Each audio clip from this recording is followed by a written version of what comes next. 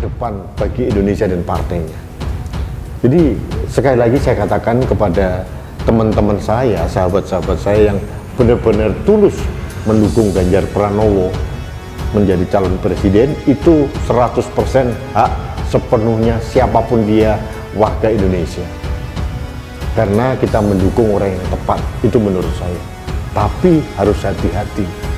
Jangan membuat posisi Pak Ganjar yang sekarang menjadi gubernur dan juga kader senior dari PDIP menjadi sulit. Karena saya mengerti masalah suksesi di Partai Demokrasi Indonesia, meskipun secara materi saya setuju bahwa PDIP ke depan harus membuang image citra sebagai partai oligarki, saya setuju. PDIP harus menjadi partai yang modern, karena menurut saya PDIP ini adalah partai nasionalis, salah satu partai besar yang bisa kita harapkan untuk menjaga keindonesiaan kita, menjaga Pancasila, menjaga Undang-Undang Dasar 1945. Saja berasal dari warna jaket yang lain, kurang lebih seperti itu ya. Dan inilah yang kami lakukan, yaitu setelah kami melakukan assessment, lalu hasil assessment tersebut kami lempar kepada rakyat.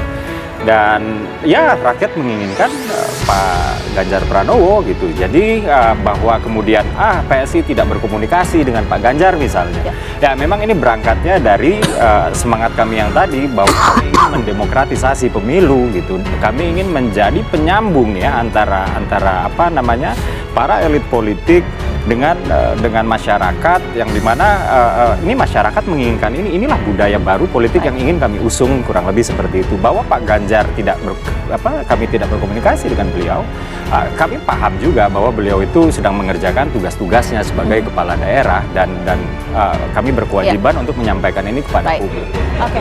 Itu penting itu. Jadi Adinda Mas Jo tidak usah khawatir. Nanti kalau misalnya Ganjar tidak mendapat tempat di partainya, ada Golkar terbuka.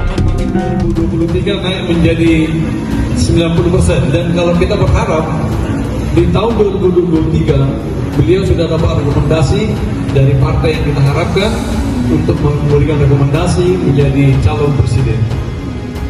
Ganjar Pranowo dinilai figur penentu pada Pilpres 2024. Nama Prabowo Subianto, Ganjar Pranowo, dan Anies Baswedan digadang-gadang sebagai kandidat kuat calon presiden untuk Pilpres 2024. Hal ini juga dilihat dari berbagai survei yang dilakukan oleh lembaga survei, di mana hasilnya selalu menempatkan nama Prabowo, Ganjar, dan Anies di 3 besar Capres 2024 dengan elektabilitas tertinggi. Lantas dari 3 nama tersebut, siapakah figur penentu peta elektabilitas Capres-Cawapres dan parpol di Pilpres 2024? Pemerhati politik Rustam Ibrahim menilai figur penentu itu bukan Prabowo atau Anies, melainkan adalah Ganjar Pranowo. Hal tersebut disampaikan Rustam dengan merujuk pada hasil survei lembaga Saiful Mujani Research and Consulting atau SMRC yang menunjukkan suara Partai Golkar diprediksi melonjak jika mengusung Ganjar Pranowo sebagai Capres 2024.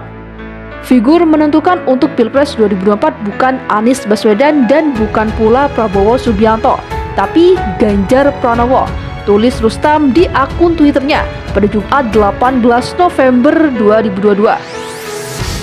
Entah Ganjar dicalonkan sebagai Capres atau Cawapres, Rustam menilai sosok Gubernur Jawa Tengah sekaligus kader PDIP itu bisa mengubah peta elektabilitas pasangan Capres-Cawapres di Pilpres 2024. Jika Ganjar diusung, apakah sebagai Capres atau Cawapres Prabowo? 3 pasang calon atau head-to-head akan mengubah peta elektabilitas pasangan Capres, kata Rustam. Sebelumnya, lembaga survei SMRC melakukan survei eksperimental untuk melihat efek tokoh Capres terhadap suara Partai Golkar. Hasilnya, suara Partai Golkar diprediksi melonjak jika mengusung Ganjar Pranowo sebagai Capres 2024. Bahkan, Ganjar akan mengubah peta dukungan partai politik. Dalam surveinya pada 3 tokoh yang dipilih SMRC dan diperlakukan sebagai treatment, yakni Erlangga Hartarto, Ganjar, dan Erick Thohir, Erlangga dimasukkan karena dia sebagai ketua Partai Golkar, Ganjar karena ada diskusi kalangan Golkar untuk diusung calon. Sementara Erick adalah politikus non-partai yang selama ini sudah melakukan sosialisasi, kata pendiri SMRC Saiful Mujani, dikutip dari channel YouTube SMRC TV Kamis 17 November 2022. Tokoh-tokoh lain yang sudah dideklarasikan oleh partai lain tidak dimasukkan, seperti Prabowo Subianto dan Anies Baswedan, sambungnya. Sebelum melihat efeknya, ungkap Saiful, SMRC melihat variabel kontrol terhadap eksperimen, yakni elektabilitas partai politik. Dalam variabel kontrol tersebut, Partai Golkar mendapatkan suara 11% dan berada di urutan ketiga setelah PDIP dan Gerindra. Survei eksperimental ini hanya menggunakan sampel sebanyak 267 sehingga margin of error-nya sekitar 6,1%. Umumnya, margin of error survei nasional SMRC sekitar 3%. Di antara Ganjar, Erlangga, dan Erick Thohir, lanjut Saiful, survei ini menemukan bahwa Ganjar memiliki efek positif pada penguatan suara Golkar. Dalam treatment pertanyaan kuesioner adalah, jika Golkar mencalonkan Ganjar sebagai presiden, maka partai atau calon dari partai mana yang akan dipilih? Dalam simulasi ini, Golkar mengalami penguatan dari 11% menjadi 17% suara. Kenaikan suara Golkar kurang lebih 6%, ungkap Saiful. Namun ada catatan yang sangat menarik. Menurut Saiful, bila Golkar mencalonkan Ganjar, maka suara PDIP menjadi turun dari 25% menjadi 18%. Saiful menjelaskan bahwa selama ini dalam berbagai survei, PDIP mendapatkan suara selalu melampaui perolehan pada pemilu 2019. Menurutnya, salah satu unsur suara PDIP tersebut adalah pendukung Ganjar. Jika Ganjar dicalonkan atau pindah ke partai lain, sebagian suara PDIP akan berpindah pula. Kalau Ganjar dicalonkan oleh Golkar, dia mengajak sebagian pemilihnya pergi ke Golkar, ujar Saiful. Jika Golkar mencalonkan Ganjar, kata Saiful, peta kekuatan politik partai mengalami perubahan, di mana Gerindra, PDIP, dan Golkar menjadi berimbang. Dia memberi catatan agar PDIP perlu berhati-hati dengan hasil temuan ini. Kalau PDIP ingin menjaga suaranya, mereka harus berhati-hati dengan fakta ini. Jangan sampai Ganjar diambil oleh partai lain, tuturnya. Sebagai informasi, survei SMRC ini dilakukan dengan format wawancara tatap muka pada 3-9 Oktober 2022. Populasi survei adalah seluruh warga negara Indonesia yang punya hak pilih dalam pemilihan umum, yakni mereka yang sudah berusia 17 tahun atau lebih atau sudah menikah ketika survei dilakukan. Dari populasi itu dipilih secara random atau stratified multistage random sampling 1.220 responden.